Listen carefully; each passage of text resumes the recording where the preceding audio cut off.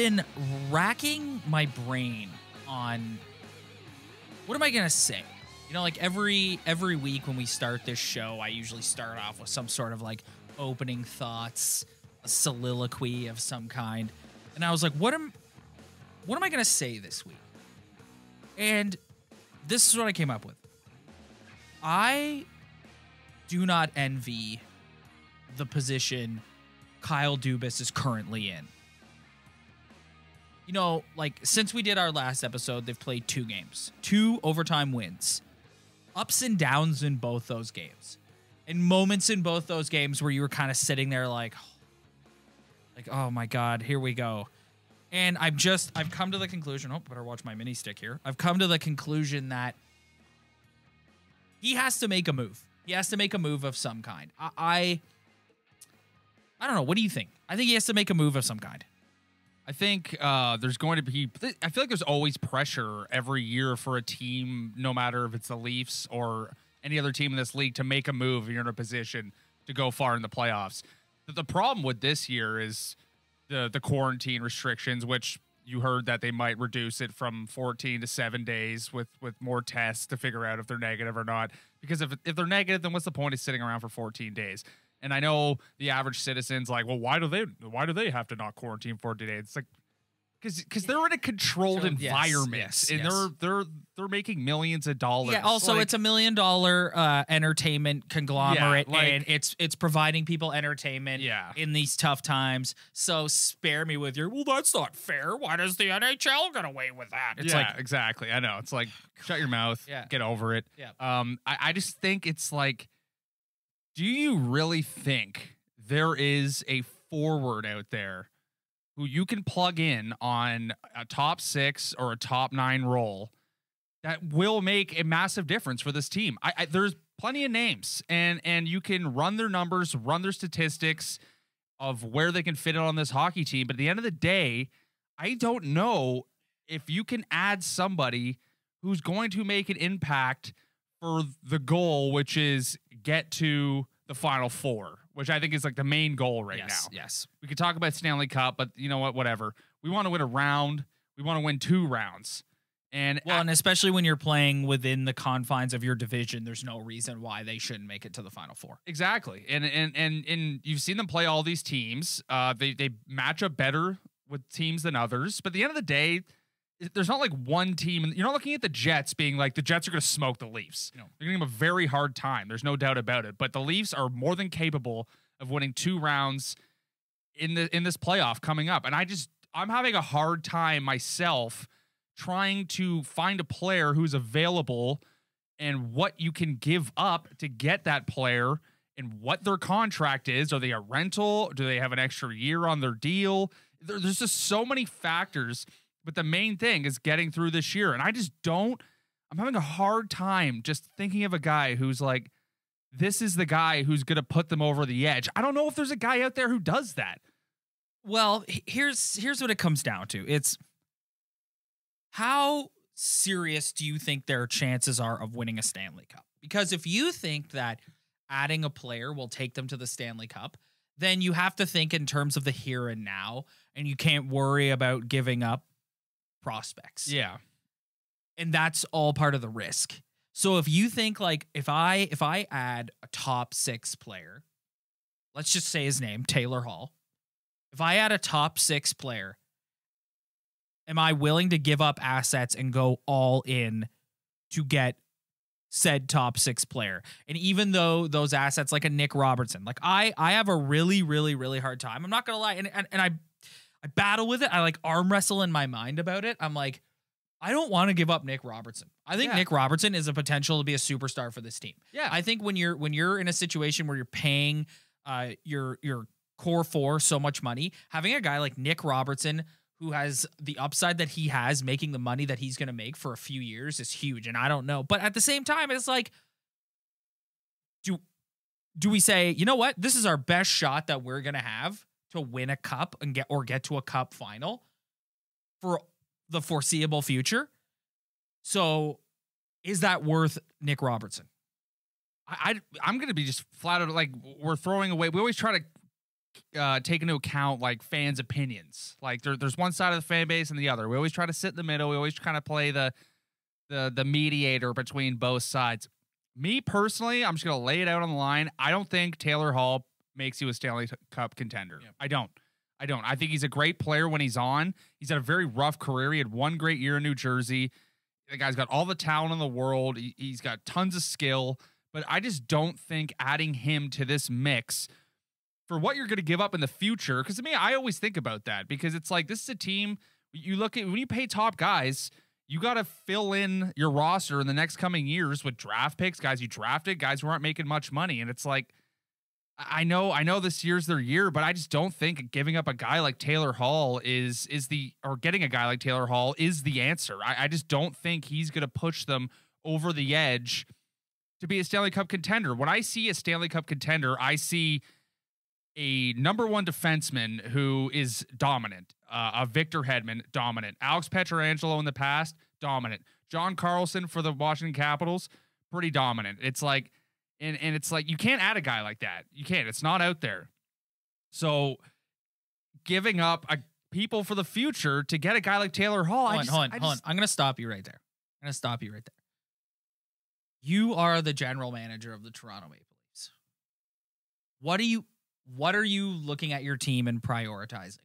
Is it a top 9 forward? Because that is the two camps. We've had like the extremists the last weeks be like a goalie, and it's like, no, they're not going and getting a goalie.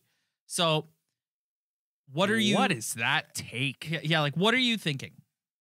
I already said it. I've been flat out. I want them to add a defenseman, as someone to play in their top 4. And I'd be more willing to give up a guy like Nick Robertson or whoever else they have, draft picks, even Sandin, who also is forecasted to be in their top 4 in the future. To me, it's a little far-fetched. I haven't seen enough from the guy to even. I thought Travis Dermott was going to be a top 4 guy for this team, and I like Travis Dermott, but it's not really. It's not happening. No. It's not happening. It seems like they're trying to almost push him out in a way in the future. So it's like, I want to see them add a defenseman who's gonna help them this year and possibly help them in the years to come. I don't think renting a forward is going to push them over the edge. I think you try to add to your decor, and you got to do whatever you got to do to add to your decor. And I just think that's where I'm at right now. Yeah. That's the deal I want to see them make. It may not be out there, but if you're going to go out and make that big splash for that forward, like you got to, I don't know, like but you got to be careful. Okay. So I think your point, and this is why I said I don't envy Kyle Dubas right now, because I see the argument that you're making about adding a defenseman, and I think it's legit. But then I see other arguments about adding like a top 6, top 9 forward. It's like Alex Galchenyuk has come up and he's played with Nylander and Tavares, and I think he's been okay. He's been pretty good. Yeah.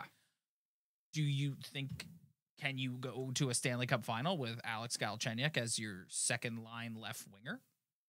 If he plays at what he's capable of, then yes. But but this is the dance. I know. This is the hardest conversation, and now we've talked about it so much that if they don't make a move, period, we're going to be disappointed. Yes. But it's like you gotta always keep in mind like what you're giving up to, because it's like you've put yourself in a cap situation where you're kind of screwed for the next couple of years. You might have to let go of some guys on this roster who have expiring contracts coming up, because you can't pay them what they deserve or what they're going to be looking for. So it's like, yeah, this year's the year, but do you really want to give up a guy who could be as valuable as the guy you're getting in a year or two for this year? They might go out in the first round still. Yeah. Like, it's such a risk. I think their top guys need to produce when it comes time to produce. Yeah. That's my thing. I don't think you need to add a guy to do that. And Alex Galchenyuk, great story.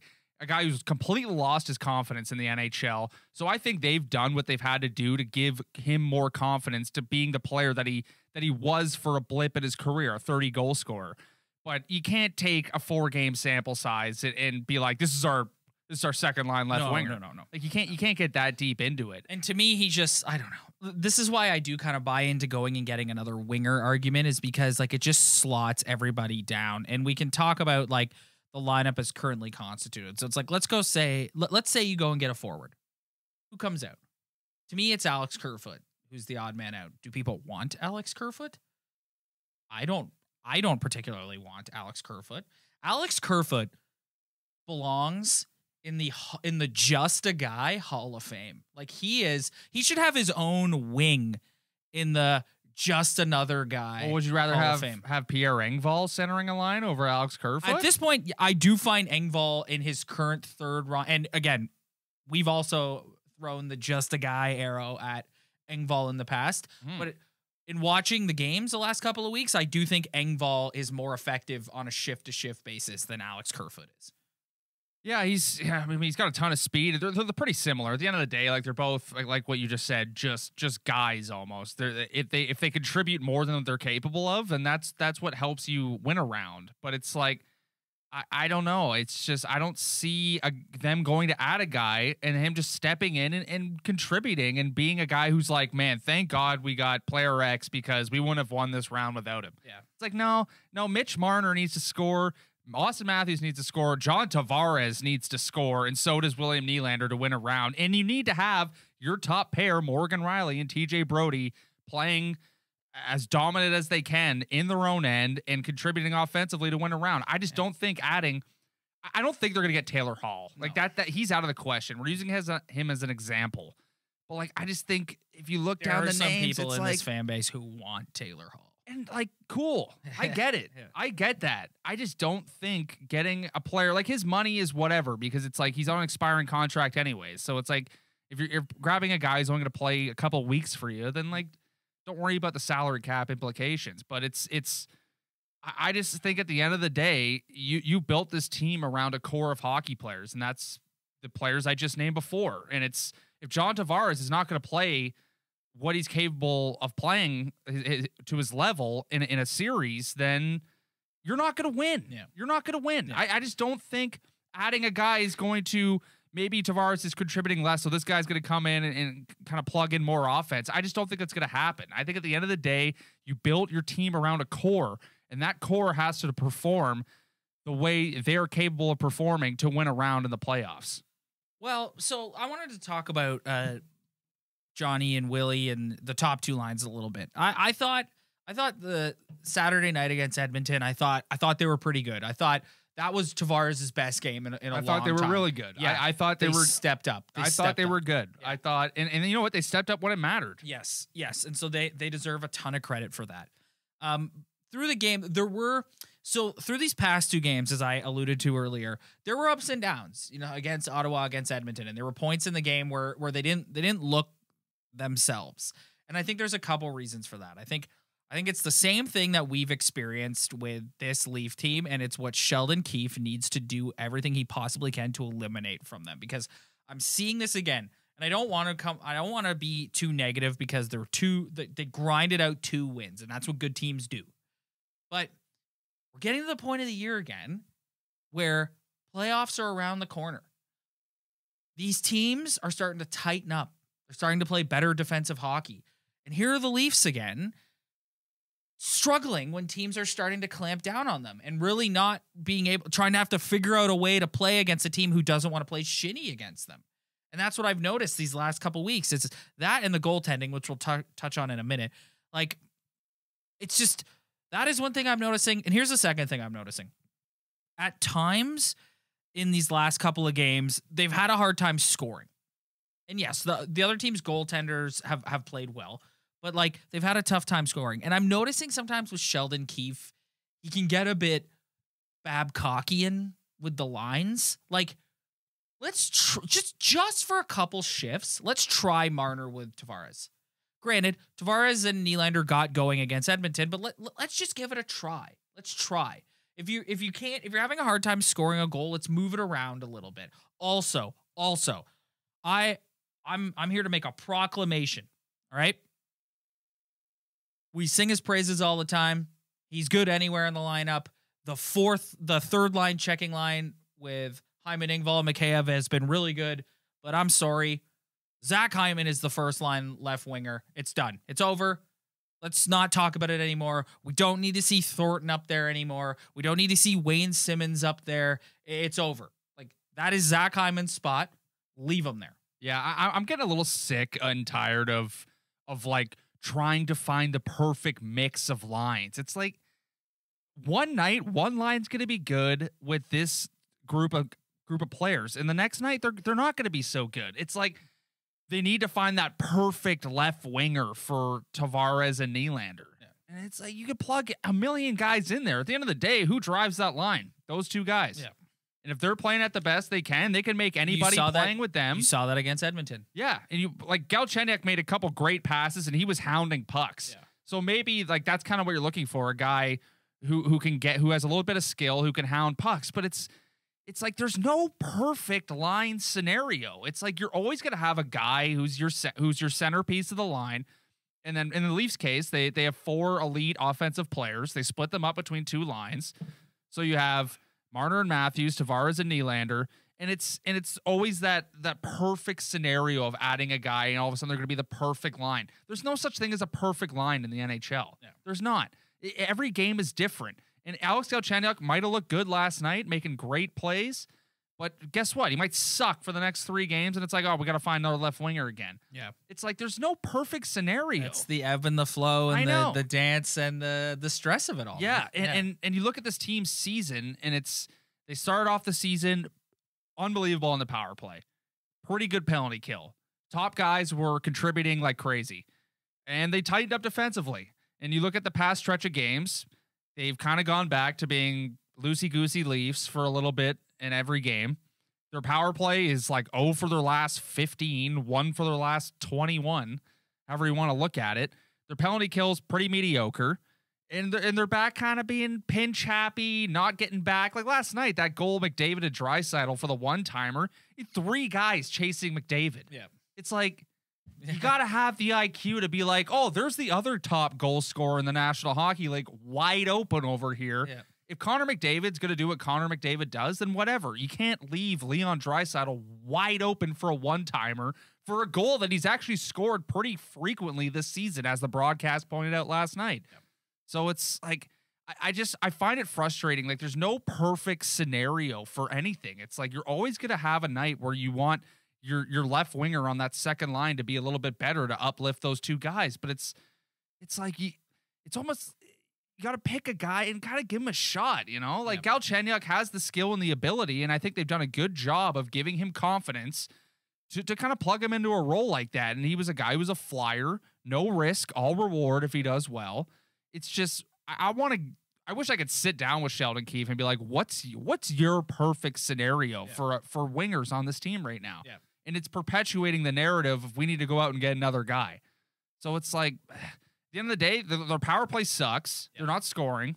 I don't know if it sucks, but it's not as effective as it was before. And Austin Matthews has been snake bitten. Yeah. And Mitch Marner's also has been. Mitch Marner's back to trying to pass it directly into the net. You can get a little too pretty, you know? So it's like, I don't know. It's a tough part of the season, and we still have a whole nother month and a half to go. All right, let's talk goaltending. So I wanted to make a point of saying this today. So Jack Campbell plays 2 straight games, and for the most part, like, yeah, he got beat on by McDavid and Draisaitl, and any goalie's going to get beat on them. But in the Ottawa game in particular, the goals he let in were stinkers. Oh yeah, and there were people criticizing him, being like, "That's terrible. If Freddie did that, everyone would be up in arms, and he just gets away with it." Well, I was poking you too, because we've been having the last 4 episodes have been just the Freddie Campbell talk. So every time Campbell lets in a goal, I kind of give you a poke, being like, oh, that's a weak goal right there. So here's what I want to say in defense of Jack Campbell, right? Even if Freddie was 100% healthy, Jack Campbell's still got to be the guy you roll with right now, and here's why. They go down 3-1 to Edmonton, and they've got to come back. And they end up coming back and winning the game. You know what Freddie has done last few games? Gives up a backbreaker. Yeah. They come back and they make it 3-2. And then in previous Freddie starts, Edmonton would go right back down the other way and boom, 4-2. And he didn't. He closed the door. And if you can close the door and give your team a chance to come back and win, which is what he did last night, that's why he's still got to be the guy that you roll with. And that's what I kept thinking when the game was over last night. I was like, that comeback was made possible because Campbell made the saves that he should have made. Yeah. And that is where Freddie has struggled. And that's, if you listen to any analyst hop on any sort of sports media show, that's what they say. It's like your goalie needs to make the timely saves. And that's a very good point. Yeah. That's a great point, actually. It's like, I thought the first goal against Nurse was garbage. It's like, you can't 5-hole against a defenseman like that. Like, come on. Yeah. But all the other goals, like Draisaitl, McDavid, are just, they're disgusting. Like, they're on another planet right now. But at the end of the day, Jack Campbell's 6-0. Yep. He's 6-0. And I don't know what his record was last year, but it was probably pretty good too. Yep. And I don't think anybody is disputing the fact that when Freddie gets healthy, that Campbell should still roll with it. Yep. Why not? Yep. And this is what every team, this is like a perfect scenario almost. It's like you have a guy who you didn't have high expectations for come in. He's 6-0 this season. He's been great. People want him to play. And your other goalie, who's been your number one guy for 4 years, is struggling. And now he's going to have to almost compete to get back in that net. So it's like if you can have a 1A, 1B scenario for this hockey team, like that is perfect. If Jack Campbell playing well and winning games, there is no negative whatsoever. Yep. Like, yeah, we can chirp Freddie, but at the end of the day, you have some competition in your net is something this team has, I dare say, never had. Yep. Never. So it's all gravy if Campbell keeps winning hockey games. And that's a great point. It's all about making the timely saves. You're right. They cannot come back and win a hockey game if their goalie does not make the big saves for them to have that ability to come back. Yep. I just kept thinking that last night. I was like, here we go, 3-2. Tavares gets a nice goal, and it was so happy for him to get that because he needed that, man. And then I'm just like, all right, we got 6 minutes left. And right away in my mind, I'm like, you have to tie it up, but they also can't score. And that is where Freddie has really struggled so far this season. Yeah, absolutely. Listen, I don't want to it's easier to come on and talk about a nitpick and like pinpoint the changes we think need to be made or the areas of improvement. But listen, like 2 games where I don't think they've played well for a complete 60 minutes and 2 wins. Yeah. And that's what a good team does. Yeah, absolutely. And I just, it's hard. They're kind of how they've played over the past little bit, I think is more them than when they were dominating. Yeah. Like they're not a perfect hockey team. They're a good hockey team. They can win a couple rounds in the playoffs, but at the end of the day, they still have those.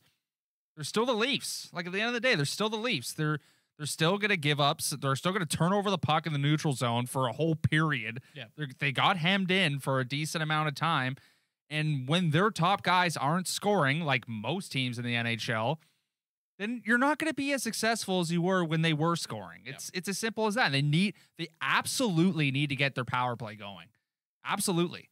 And it's about Mitch Marner. Stop being a goof. Like, start making the easy pass. Stop trying to be pretty. I know you have all the skill. He's almost so skilled with the puck that he gives a guy a pass that he's like not expecting. Yes. And that's not his fault. But it's like you got to get back to figuring out what worked on the power play earlier in the season. I made that's that not point working right now. I made that point last week where it's like you've struggled this last little while, and like sometimes you need to go out there and get a dirty goal. So like, let's not do the between the legs pass. Yeah. Let's just throw it at the net and see what happens. And I'm not getting mad at Marner for having the ability and the skill to do that. It's like, that's phenomenal. I wish I could do that. Yeah. But at the end of the day, it's like, I saw Marner. One thing I will give Marner, I saw him take a one-timer last night.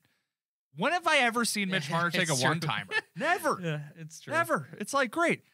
And then I look at Wayne Simmons, and it's like, Wayne Simmons looks like he's missed 6 weeks of hockey. Yes.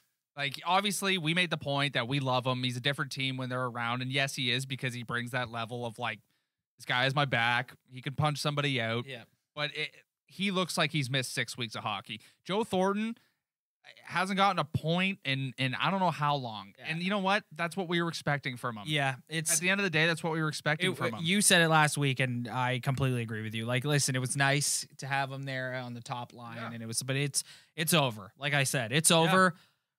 That top line left winger position belongs to Zach Hyman, and that's the way it is. That's the way it is. Yeah. Like, sorry. Exactly. Yeah. So it's like you got to find a spot on the third line or the fourth line for Thornton, because we talked about this before too. you can't throw him in the press box, obviously. I don't think he's playing that bad. Well, this is why I would like to see them get another winger, because in my mind, it slots so Hyman stays on the top line with Matthews and Marner. Getting a top 6 left winger bumps Galchenyuk down to the third line, where I think he could be even more effective, playing with 2 fast, skilled guys like Engvall and Mikheyev. And then your odd man out is Alex Kerfoot, because then you can move Spezza to the middle on the fourth line and have another winger with Spezza and Thornton. You could put Simmons on the fourth line. Yeah. Simmons is a chameleon. Yes. He's the guy who's gonna be on every single line for the next month and a half. As he should be situationally, like especially when you get in the playoffs. If you need him out there to just send a message, put him out there. And I think he will eventually find his game of potting those dirty goals. I just think when I watch him, it's tough to miss 6 weeks of hockey and come back and be at the level that Connor McDavid, you can't come back and skate against those guys and look like you've been doing it all along. I just want to know. We're getting down to it. We have a month and a half. We're talking about the trade deadline. What do you think is preventing this team from having success in the playoffs? Is it the winger, or is it something deeper? I think. Is it goaltending? It's goaltending. Is it the blue line? If they can get, listen, I don't think their blue line has been as bad. Listen, I'm 100% with you in that when you got a game-changing defenseman, it's a whole new ball game. But like you said, you can't just go out and get a guy like that. So that's why I'm leaning more towards forward, because I think if they can get solid goaltending, I don't think their blue line has been as bad as it's been in previous years. Yeah. So I think if you can get a guy back there, if Campbell plays well, if Freddie can figure it out, then I think you're fine. So that's why I kind of lean towards adding some depth, up front. Yeah, and I think they're what's preventing them the most is whether it's the Jets, the Oilers, the Habs, or you go into that Final Four. If it's they're playing the what division are they playing? I always forget. What division are they playing in the Final Four again? Are they playing the Bruins division? Yes, the East division. Well, you look at the Washington Capitals, and it's you might have to. That's going to be a tough go, no matter what you do. But I'm pretty sure it's the East division, because everyone. Correct us if we're wrong. Yeah, correct us if we're wrong. I don't know why I keep getting. Yeah. I've heard from multiple people different things, so I'm still not 100% on that. Well, regardless, okay. So pick your division. Okay, so if they play the Central Division, you're either playing the best team in the world, yes, the Tampa Bay Lightning, yes, or you're playing the Capitals, maybe the next best team in the world, the Washington Capitals. Look at the Pittsburgh Penguins, Just vaulted up here. Yeah. Wow. Yeah, so it's like those teams, if you're playing, if you look at the Tampa Bay Lightning don't have Nikita Kucherov. Yeah. They don't have their best player. And they're dummying. And they're the best team in the league.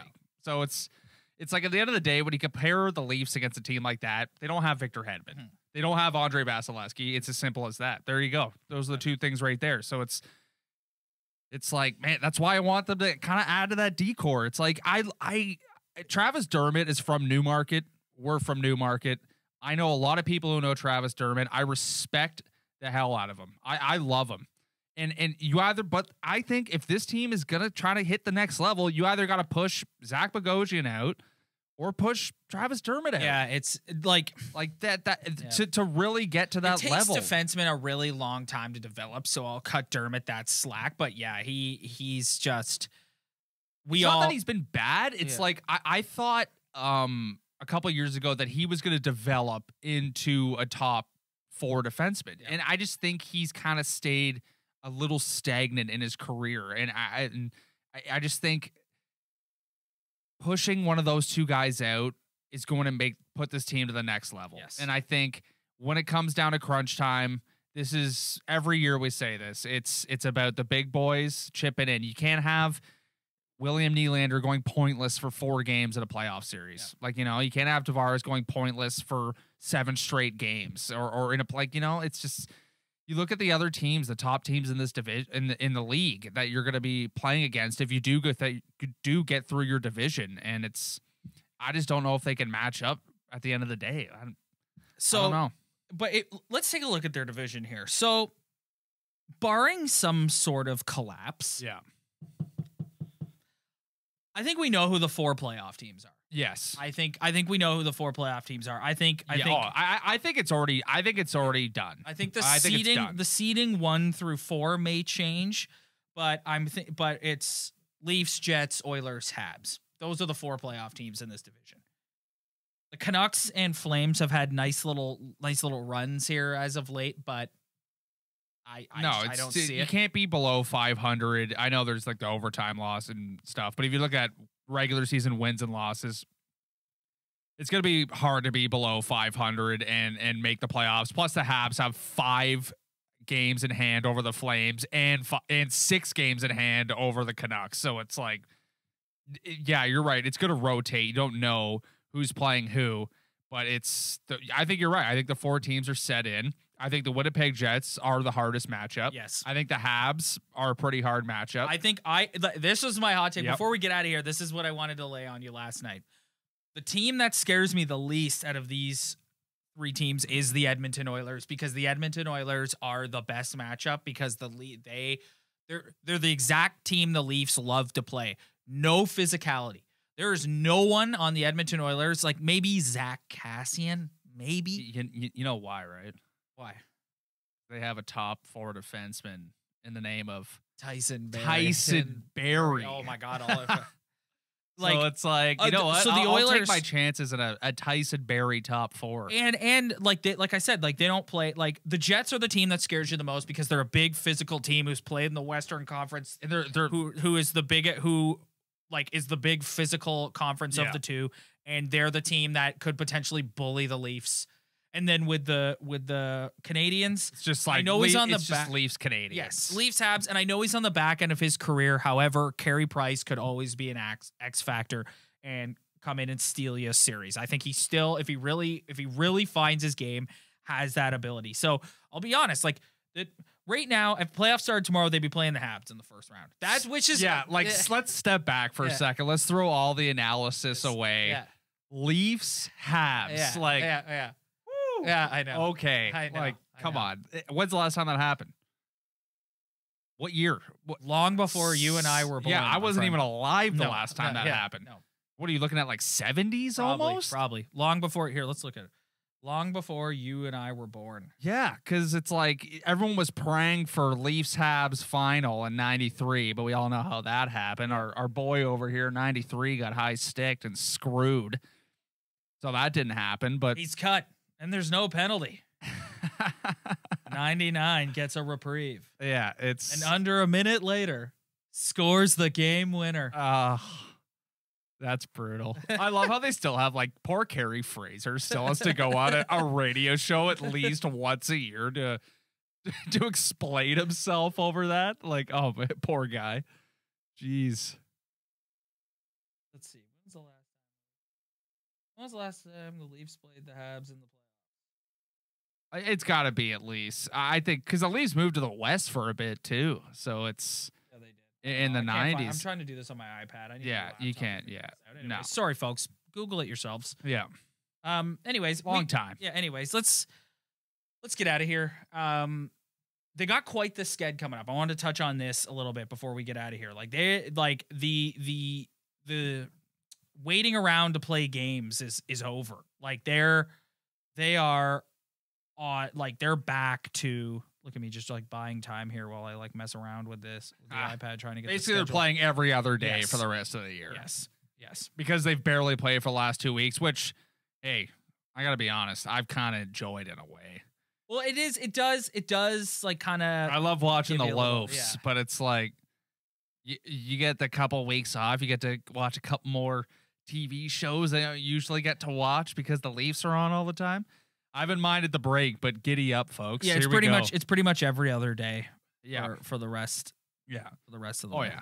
We're going full buck, and it's a lot of Jets. All right, it's a lot of Habs. Well, that was a pretpretty good episode until a train wreck of trying to search things on my iPad here at the very end. We're learning. Yeah, whatever. We're trying to get better. It is what it is. Yeah, it's live. You know what this is? You know why you can respect us? You know why you can respect us? Because this is live. Yeah, it is. This is live. We're not editing anything here. We're not we literally don't edit anything. No. Because it has to be the authentic, real thing. Exactly. And one day, who knows in the future, we Could go live. It's true. We Could could go go live. live. We've kicked around doing sure. that. Yeah, 100%. absolutely.